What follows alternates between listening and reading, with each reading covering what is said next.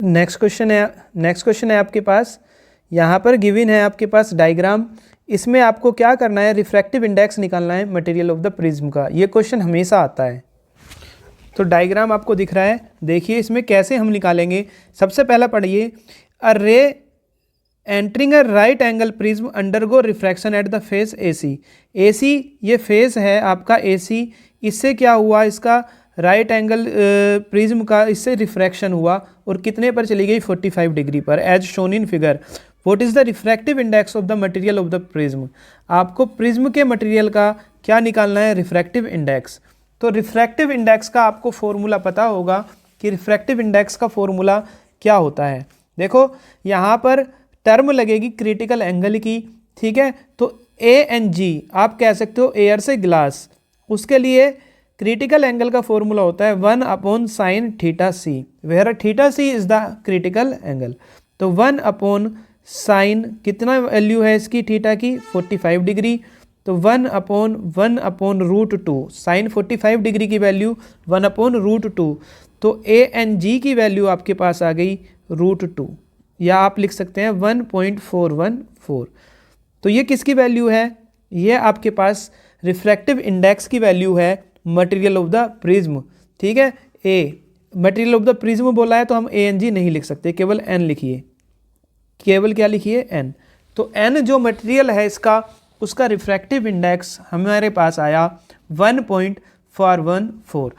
दूसरा, if second का A, if the side AC of the above prism is now surrounded by a liquid of refractive index 2/√3। अब ये जो side इसकी AC थी, इसके चारों ओर हमने क्या कर दिया, एक लिक्विड फिल कर दिया, और लिक्विड का रिफ्रैक्टिव इंडेक्स है 2/√3, और इसका कितना था, √2 हम निकाल चुके, ठीक है।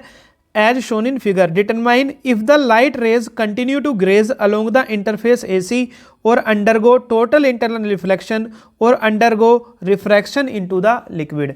तो हमें बताना है कि रिफ्रैक्शन होगा इसका क्या होगा, तो उसके लिए हम एंगल निकालेंगे। अगर एंगल की वैल्यू क्रिटिकल एंगल जो यहाँ पर दिया है 45 डिग्री, उससे ज़्यादा आ गई, 45 से ज़्यादा वैल्यू आई, तो टोटल इंटरनल रिफ्लेक्शन नहीं हो सकता, फिर वहाँ पर रिफ्रैक्शन होगा। तो सबसे पहले हम निकालेंगे क्या, आपके पास θc। तो उसके लिए हमें अब दो मीडियम आपके पास दे दिए, एक प्रिज्म और एक क्या है, लिक्विड। तो सबसे पहले इनका रेशो आपको निकालना होगा, NG/NL आप निकाल लीजिए। गिलास और क्या है, लिक्विड। गिलास का आप निकाल चुके √2, ये NG, और लिक्विड का कितना दिया है, 2/√3।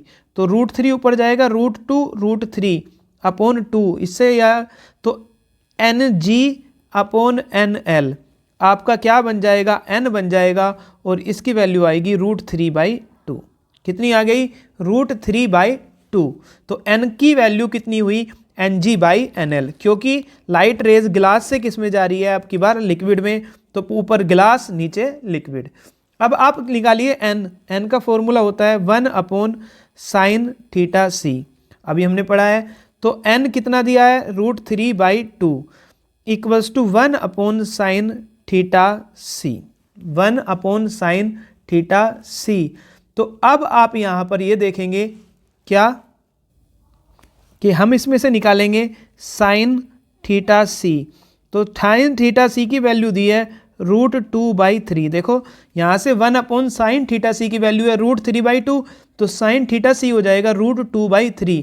और अगली स्लाइड में आपको ये वैल्यू दी है, क्वेश्चन में ही दी है कि sin इनवर्स √2/√3 ये वैल्यू है 54.6 डिग्री की।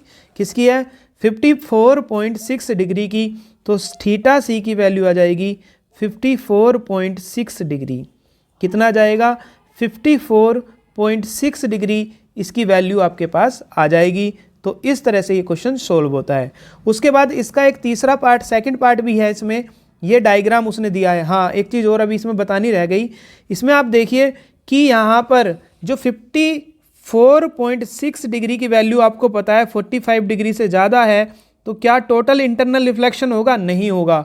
तो लाइट क्या कर जाएगी, रिफ्रैक्ट कर जाएगी, और लाइट का क्या हो जाएगा, रिफ्रैक्शन हो जाएगा। अब इसका अगले वाला पार्ट और देखते हैं एक और। इस पार्ट में क्या कहा, draw the ray diagram to represent the path follow by the incident ray with the corresponding angle. Corresponding angle के साथ लाइट रेज जो पाथ फॉलो करेगी वो प्रेजेंट करना है। सबसे पहले हम फॉर्मूला लगाएंगे N1R1। हमें ये नहीं पता कि बाहर जो जा रही है किस एंगल पर वो जा रही है, तो एंगल ऑफ रिफ्रैक्शन निकालेंगे हम। तो फॉर्मूला हमारे पास होता है N1 sine i equals to N2 sine r. ठीक है, मतलब sine i upon sine r का फॉर्मूला आपने पढ़ा होगा।